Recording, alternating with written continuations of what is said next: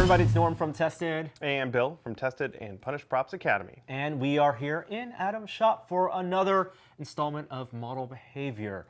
Today we're going to be working on a garage kit from one of you guys, Daniel Dawson. Thank you for sending us this awesome 3D printed garage kit of this futuristic car. And when I saw pictures of this, even before it arrived, I realized we needed to turn this into like an old mid-century candy-coated glossy car. Yeah. So much of what we end up doing with like props and stuff, we end up making it all dirty, which is cool, rusty and dirty, washes and everything.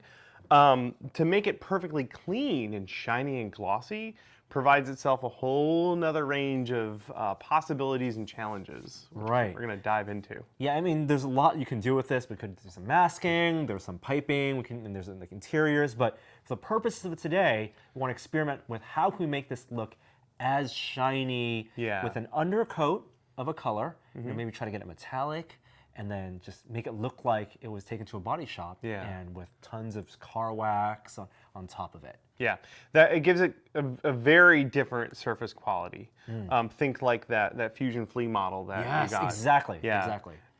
It's got, that one was like a goldish color, but when you get close, you can see like a gold fleck in the paint. It's got another dimension to it, and that's kind of what I want to try and accomplish with mine. It's why automotive paint finishes cost so much. Yes. Right? It's not just from a rattle can. No. And no rattle cans here today so except far, for this. except for the primer. Which we'll get to in just a moment. Now, the model that Daniel sent us, relatively clean. These are SLA prints from what looks like a form printer. So resin prints, print lines, they're there, but it is minimal. Very minimal. There are a few places where you see the support structures. You see some of that.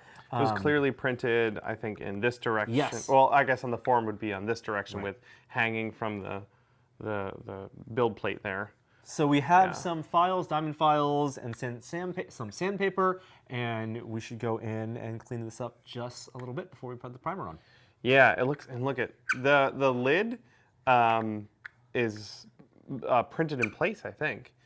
I think it was all printed together because I don't know if that can come out or not. Yeah, hinge. Yeah, so we're gonna have to figure out how we're gonna make sure we get everything fully covered. So I'm thinking like we'll prop this up with something when we paint it. I don't know. We'll cross that bridge when we get to it. Yep. And then we mentioned the primer, the rattle can primer. Before setting up, or before it's time to paint, I took it and I just put it in a cup of hot water, the spray paint can. And this should help the spray be a little bit more of a finer mist, which is really useful and handy when you're painting something small. If you grab a cold can of spray paint and just hit it, the scale of those droplets hitting it would be like the size of it, you know, like a this paint big. bucket to a car. If you was real size. So we want a really fine mist. So just a little bit warm, not hot water, warm water. Yeah, just from the sink, whatever you can get out of the sink, and then usually about 10 minutes in that bath should help out a little bit. That's awesome. Especially if you're doing any painting in your cold garage. It is currently, it's December, it's a little chilly. It's very cold in Your San spray Francisco paint might be cold, consider warming it up. This has been a public service announcement. All right, you also built some nice little dowel stands. Yep, there's a little port on the bottom of this for the cloud of exhaust.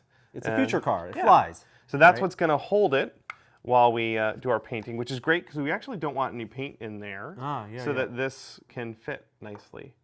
So that'll work out really well. But for the purposes of sanding, well, how much of these print lines do you want to remove, the stepping? Personally, the bottom I'm not super concerned with because you're hardly ever going to see it. We grabbed, we have a 220 grit and a 400 grit sandpaper over there. So I might just start at 400, and if that's enough to smooth it, I'm good. If I need to get more aggressive, I'll jump it back to 200. But the only spots I'm really too worried about is like a couple places where you can kind of see the layers as they sort of crest a hill. They become a little more apparent. So the very top of the hood here, or the hood, what's that, roof, is there's some couple circles there. If I can get rid of those, I'd be happy. And then all the support stuff back here for sure. The canopy. Yeah, canopy. Very good. Awesome. All right, let's get to sanding. The hat, the car's hat. Here you go. Thank you. This is the 400, or this is 320. Close enough. Yeah. You know what I wish they did with sandpaper? I wish the back of this was just a pattern of just the number. That's numbers. the only information. Pro grade precision. That's nice. What about the brand? What grid is it? What about the brand?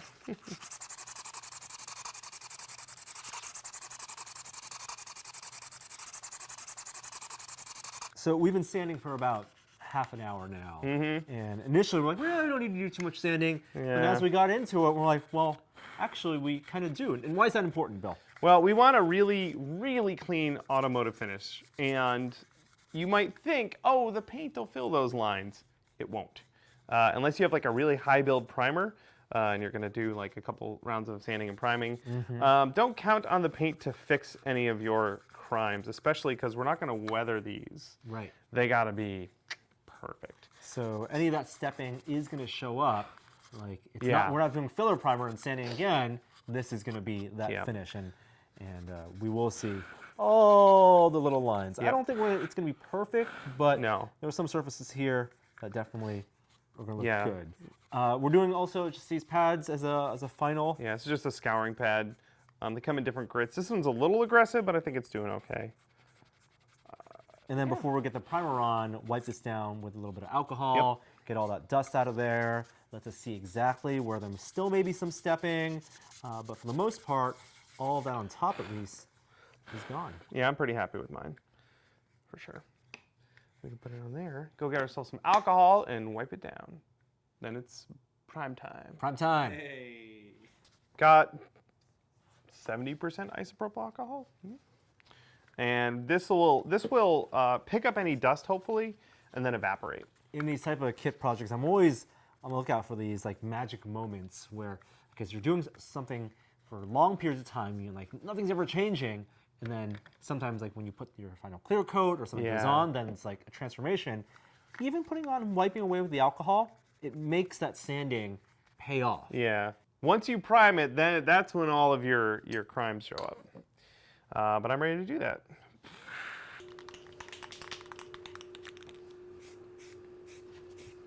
Fine mist.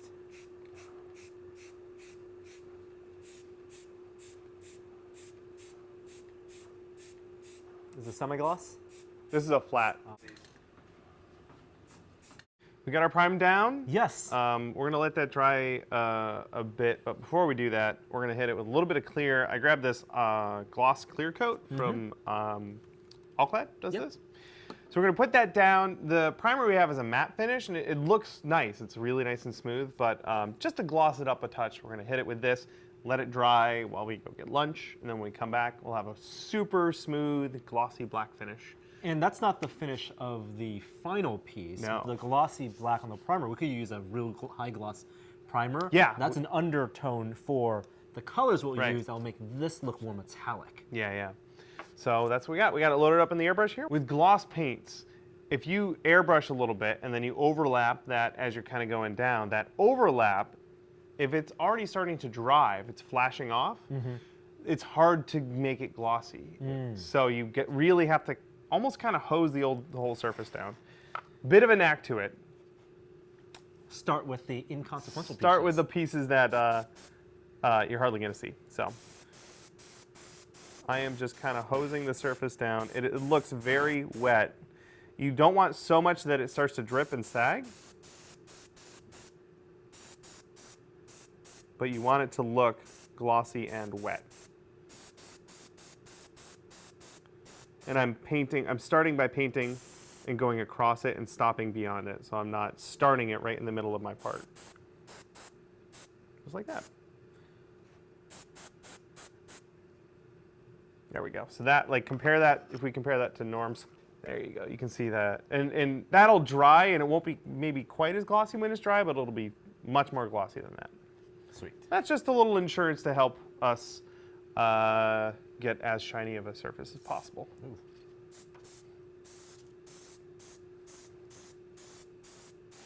Yeah, and you can go even a little heavier.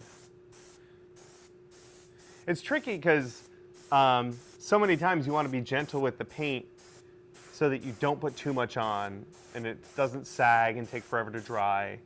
But with a surface that's got to be glossy, you have to be quick and you have to cover everything. There we go. All right, time to do my car. And this is where there's a lot of surface area to cover here, so I got to work quickly. And I'm going to start by doing the bottom, where it's, again, less consequential.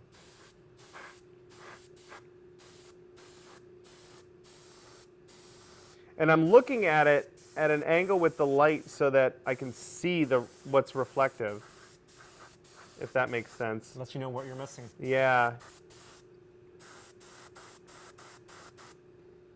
That's pretty good. I can even go heavier.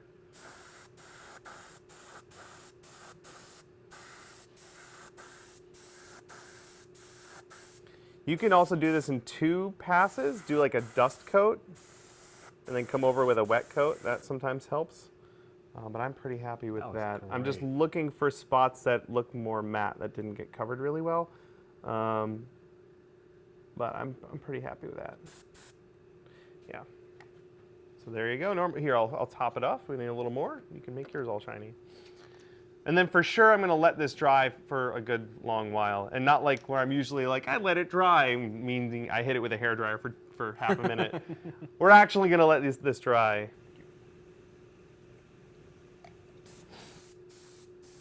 I go pretty heavy on this. Yeah, you really do. So as I'm doing this, I'm looking at Bill's, and his is much glossier. And the reason is I'm moving too fast. Yeah, you could slow down as you go across, and it's going to lay more paint down. This is a single action airbrush, so when you push it, push the button, as much PSI as you have preset it to, that's how much air is coming out. And the nozzle, you can adjust the flow on it, but not on the fly. With a dual action airbrush, you push down and air comes out, and then as you slowly pull back, it lets more and more paint out. In this case, it's what you get is what you get when you press it. So if you wanted more, you can actually adjust the nozzle. But this is putting out a good amount. You just have to slow down a little bit. Stay this shiny. Stay this shiny. Yeah. Time has passed. 1 hour? Yes. And I think the clear coat looks like it's pretty dry. Yeah. Though still pretty I wouldn't shiny. touch it. Yes. In fact, I don't want to touch any of this until tomorrow. Now, we've only done 3 things so far. Sanding, the primer, the clear coat, and just with those 3 things, we can get pretty different results. Because I can see that on yours, that looks really good. Just a tiny bit more shiny. And I went over this again when I saw yours, and I liked where it was going. I went over it again with that clear, with this clear coat, and I think that little bit extra just kind of pushed it over. So I'm curious whether it needed to be sanded finer, or just a better primer application, or is it the clear coat? And the fact that you did 2 passes is what it got that gloss. Yeah, and I think also too, if you had a gloss black primer, or even just a gloss black base coat of any kind, that would have helped us further on our adventure to get the shiniest car possible. But even at the state like this, you can tell the sanding did its job. I don't see any of that stepping on the top. Nope. Yeah, if a few if tiny you places, nitpick, you'll see that's it. fine. But for the purposes of this, we're pretty good. So what's our next step? We got to pick our colors, and then we'll do some tests. Mostly because I wanted to try this. We grabbed a bunch of Tamiyas, and we're thinking we'll mix some of those together, but then I saw this just like sitting over there, so I grabbed it. It's a Pearlized airbrush paint, and I want to try it. Now, I don't know how it's going to go down, or if I'll be able to get a really nice smooth finish, so I'm going to test that on a little test piece here first. And this is good practice no matter what. Yeah, It's something you alluded to. Yeah, and I'm going to test this clear coat on this finish. Right. Because with metallic finishes, some clear coats react with them and they'll take that shine right away. I literally did this yesterday on a sword. I sprayed the clear coat on, that nice high gloss, that shiny metallic just vanished, and it was very sad. Plastic spoons, cheap, they're already perfectly smooth, no need for sanding. And so every process we did to the model, the primer, the clear coat, we just do this, and we had, for each of us, 2 opportunities to test. So I'm going to start by putting this in my airbrush and doing some tests on a spoon. You're going to mix up a color? What are you thinking? Yeah, I want it to be red because I like that candy red. Ooh, so to me, a red, straight up, just the red color. But you recommended potentially mixing it with a chrome or some type of metallic silver to give it a little bit of that undercoat, a little bit of that sparkly. And for yours, you could totally mix a little bit in a little cup, spray it on the spoon, let it dry for 10 minutes, see how it looks. If you don't like the color, you could remix it. Right. If you want more or less of the metallic in there, you could totally do that before committing to this. Yeah. And good thing this is a relatively small model too, because the last thing I want to do is come up with a mixture of formula I like, and then halfway through painting this or one coat, run out, and then I'm like, oh no! Yeah, remixing the same color is going to be nearly impossible. So just a little bit will go a long way. Make sure you have enough though. But let's get to testing some paint. Very red. All right, I'm doing my test. This is this blue Pearlized Createx stuff.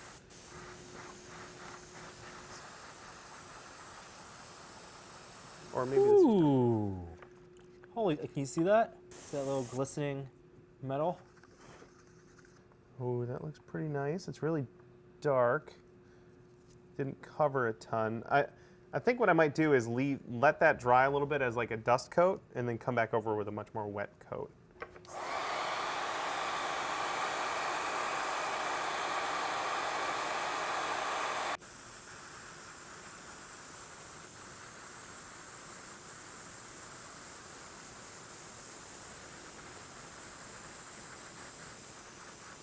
I think I could have done that better.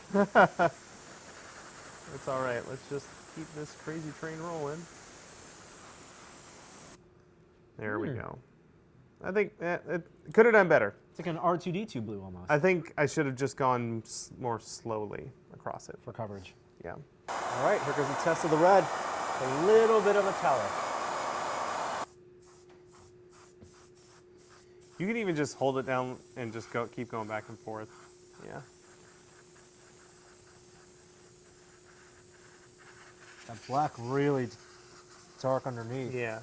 All right, so check this out. I don't know if you can tell, but there's definitely silver specks on this red finish. So I think I have the mixture that I want of red, the silver, and enough thinner to make it a milky consistency. And I'm gonna start doing a dusted coat on top of here first, and then a heavier coat. Yeah. It's interesting because, like most things, you want to sneak up on it, but there comes a point where you do have to go buck nutty and just hose it. Yeah, because what you can do is open it up and then just be a little further away. So you have a good, nice pattern of paint coming out. Yeah. And you can adjust how much is landing by getting closer or further away. So. The good news is when you're further away, you get more even coverage. You're not going to leave a line across it if you're super close. Nice. Okay, that's exactly the type of coat I want nice initially. And even coat. Good. Even and light. And just go across the entire car, yeah. And you can go a little heavier than that. Actually, wow.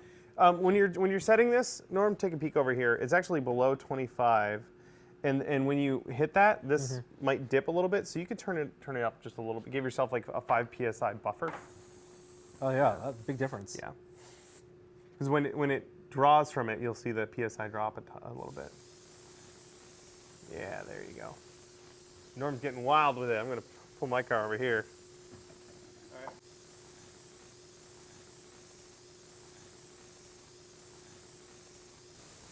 Now, Bill, as I'm applying this first dusted coat, I'm okay seeing some of the black. I'm actually using the black undercoat, the primer, to gauge how even the application is. At what point do you want to stop a first coat? You want to just make sure whatever you put down is the coverage is nice and even, and just to the point where you can't quite see all the black anymore. This is what you would call a dust coat. It almost looks pebbly. And even between the panels here. Right. You're looking for consistency here, and then we'll let that dry for maybe just 10 minutes, and then we'll give it a wet coat. Time for the blue. Clean this airbrush. It's ready to go. I'm going to do exactly what you just did, Norm. Yours looks really nice. Oh, yeah, that's nice.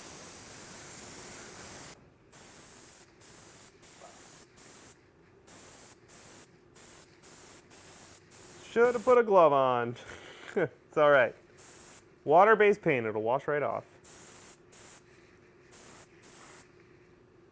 I already love this. I can't wait to put a wet coat on there. Oh, yeah.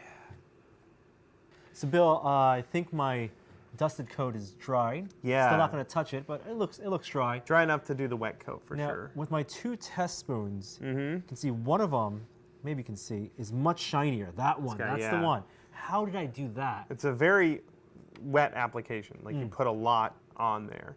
And it's a balancing act between making it super wet, but just barely not sagging. So not building up. Yeah. Oh my gosh. You don't want, you want to avoid trying to, like, don't stop moving that. Because if it stops in one spot, it'll build there. And then it'll have that, like, edge where it builds up. And then that'll sag over everything. And then you just have to let it dry before you can sand it all and start again. Same PSI, keeping it around 30 or so here, so it runs about 25. All right, here we go. I'm gonna start on the bottom again. And if you can get it to the level you want in just a couple passes, that's better. Because the less time it has to flash off the solvent, then the greater chance of success.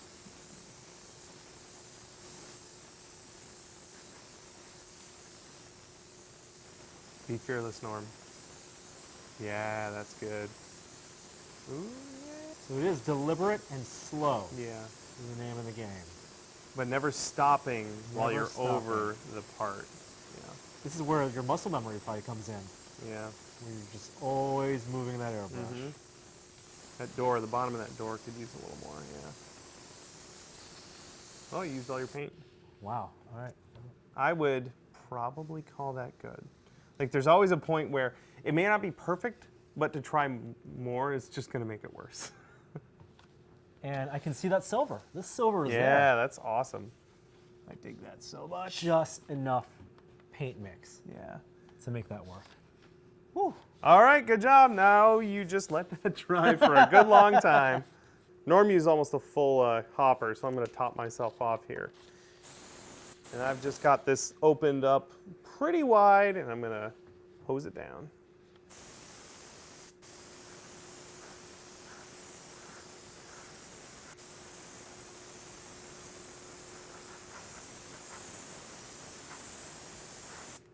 You'll grab that. And that went down. So these are both still very wet. So this one, yours leveled out really well. Yeah. It's already nice and smooth and glossy. This paint is not doing that, the blue. A little bit pebbly. Yeah, but it should, because I did my test, dry like this. Ah.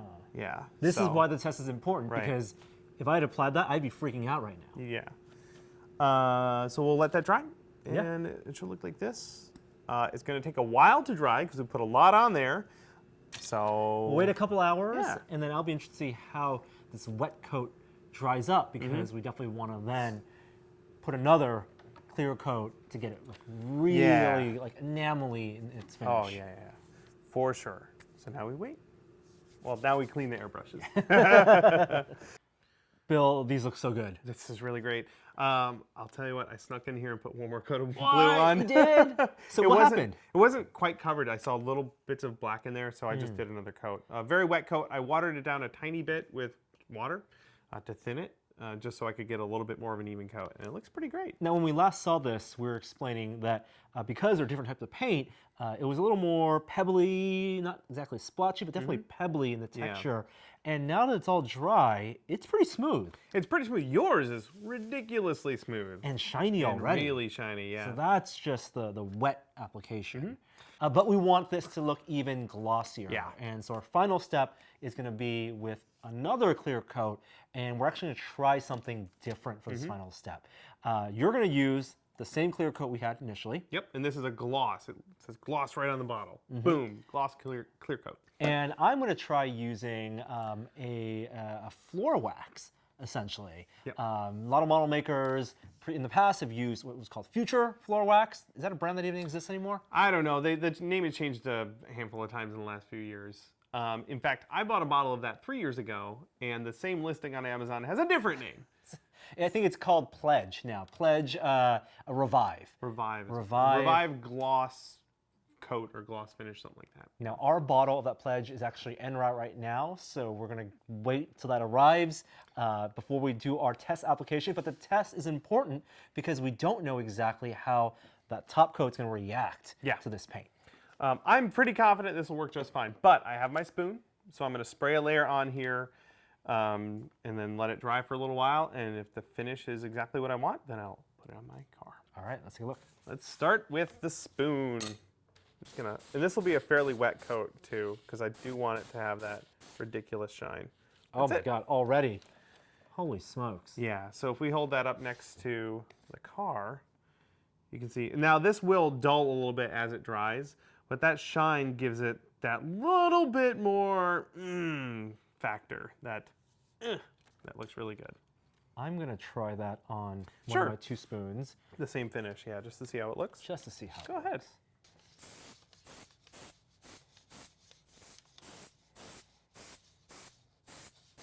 Wow. There you go. Yeah. Now that is a fairly wet, heavy coat there.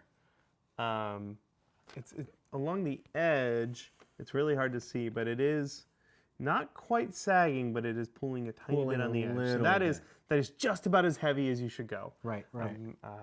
Yeah, I have this open up quite a bit. I also noticed a little bit of blue in there. Yeah. Which is not what I want for when I apply mine. Right. So yeah, definitely has a little bit more of a shine than the base car.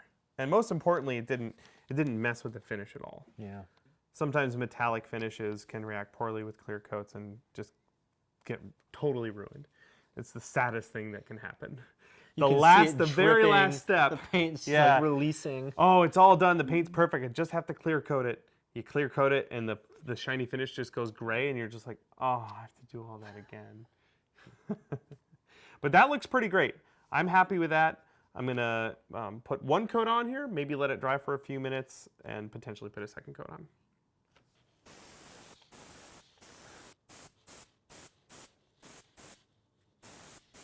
Ooh, look at that candy coat. Oh, and now it's not going to cure that way totally, but I want it to cure that way. actually, so if you had a catalyzed finish, you could get it to cure perfectly like that. Oh.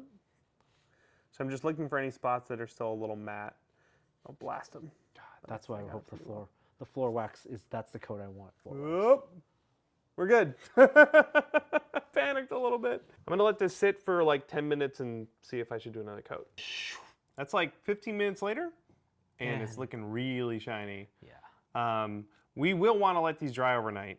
And I figure if we're gonna let it dry overnight, I might as well put 1 more on. 1 more coat. All right, I'm gonna put 1 more heavy coat of clear on there and then walk away. And it just looks so good when it's that shiny. people have always asked, what's the clear coat? This one is clear coat with a K. Yeah. Klear Kote. That's the From Alclad Alclad, stuff. It's a great sealer. It works on top of that Maltose Adam likes. Ooh, yeah, which is what I should have used on the sword I painted yesterday. Okay, Norm. Let's clean this out, and we'll try your floor gloss stuff over there. That's right, because this has now arrived. This is just off-the-shelf floor gloss. This is something that model makers have used to make their model cars and airplanes look like just like beautiful tin toys. Yeah, super shiny. Now it can go right into the airbrush, and actually to clean it, you would use something like a Windex or some ammonia-based cleaner. But we're going to put this right in and not put it directly into the model. We're going to use the test piece. Yeah.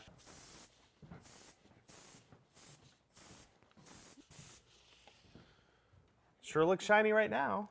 Yeah, it's a little pebbly. See how? Go a little heavier. Go heavier. Might as well. This is why we have a test. Okay, that's probably good. That's a little better. All right, let's see how that dries.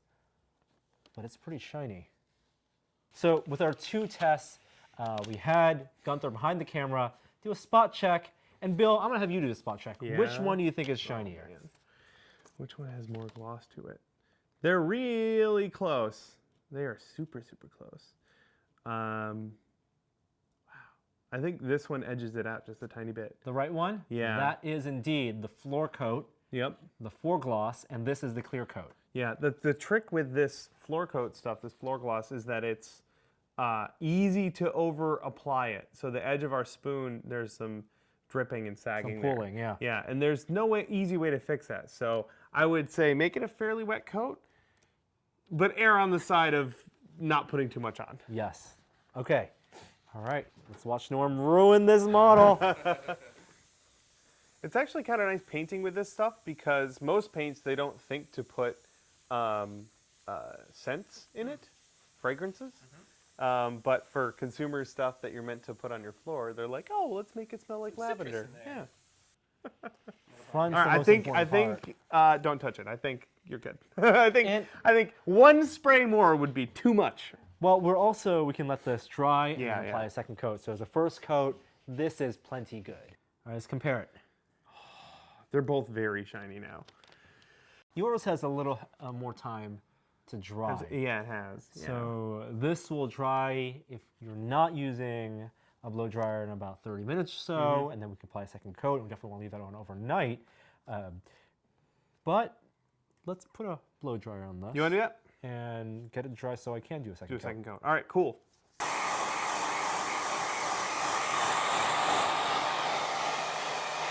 This Dry stuff, enough is, to this put it in stuff is made to dry quickly. Yeah. Oop, there you go. All loaded. Home stuff. And be kind of gentle with this coat because it's going to get the previous coat a little more wet. So you might put a little bit on and it softens the layer below it and then it sags. So just take your time.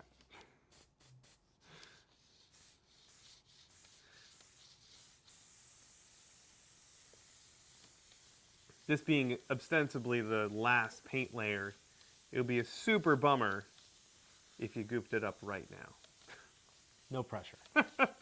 Yeah, you want to get it to just beyond that pebbly state where everything kind of, all the little droplets kind of collect and become one continuous glossy finish. Ooh, I can tell. It's very delicate. Yeah.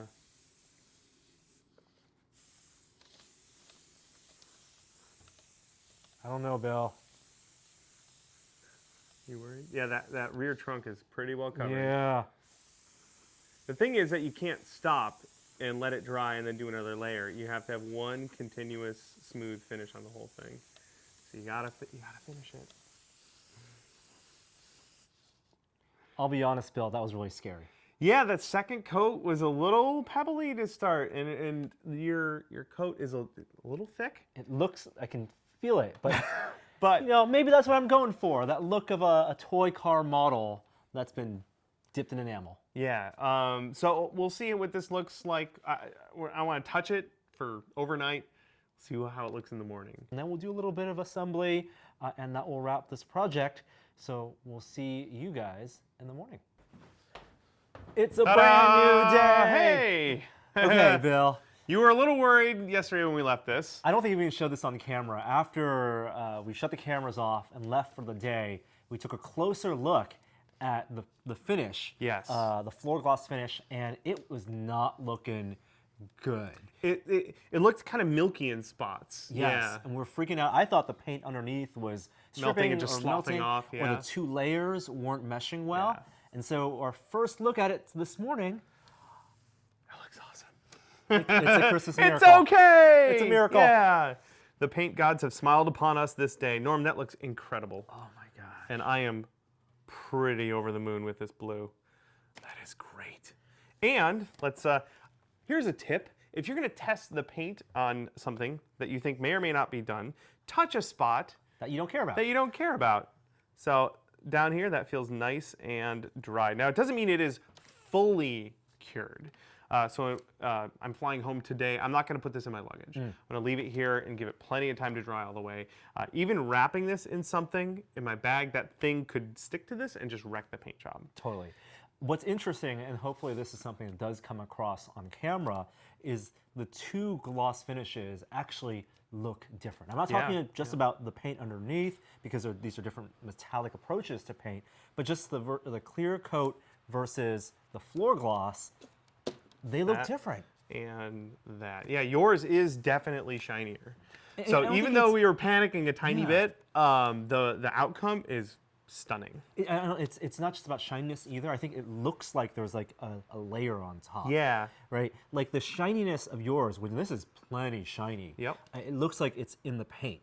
It's a closer to the right. paint. Yeah. Where here, maybe because it was a really wet coat and because there were multiple layers, it looks like, A clear candy shell. yeah, it looks like a shell. Yeah, Like you could scratch it off. that's awesome. So what do we have left to do? Well, let's do some very final assembly because we want to get this to a place where all the pieces are inside. We're not going to do all the trim today. That may be for a future project, but we do want to get this to a presentable state. Which means gluing in our dashboard and our seats. And I think just some super glue ought to do it. That will do it. It's right over there. I'll grab it. So I'm just going to do, when I taped this, the back of this did not get paint on it, which is great because that's where I'm going to glue it. And there shouldn't be any paint on the inside of my model here either.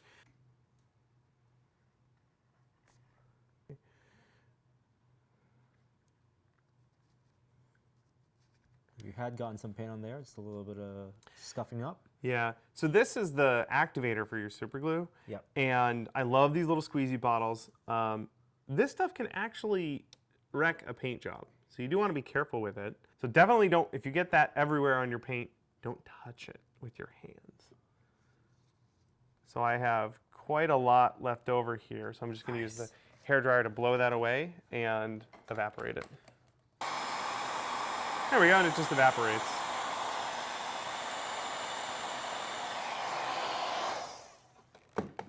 Very cool. And then we have to put our seats in. We just want to make sure that the door will still close when the seats are in. It's our only real concern. So in this case, I'll put super glue on the model, on the car, and then I'll put a little bit of this on the bottom of my seat. Just a little. And then when I set it down, it will cure. Remember we were doing these test pieces, another great reason to have these is to test if they're dry. So I was saying you could touch the bottom, but if you really want to see how durable your finish is, you could just go at it with a fingernail, and I can totally still scratch that off. Like it's still a little gummy. Yeah. So that's proof positive. You should be super careful with this finish until it's had a good long while to dry. Whatever drying times they say on the bottle are a good guideline, but we put so much paint on these things that it's going to take longer. And it could say it's going to take a day to dry, and the amount of paint you put on and the humidity and the temperature might mean it's going to take 5 days to fully dry.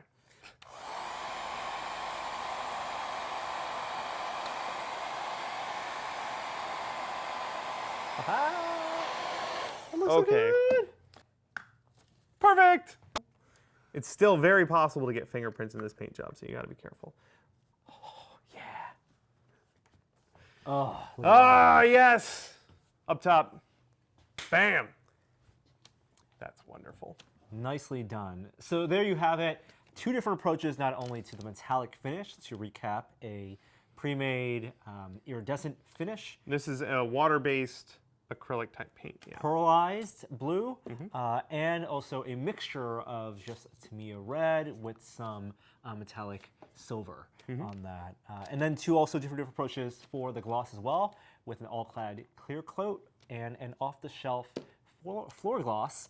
Both provided pretty good results. Absolutely, yeah. Thank you so much out there, Daniel Dawson, for sending us these kits. We may come back to them in the future to add more detailing and some electronics. That's for another day. Thank you so much, Bill. You got it, Norm. Been here, and we'll see you guys next time.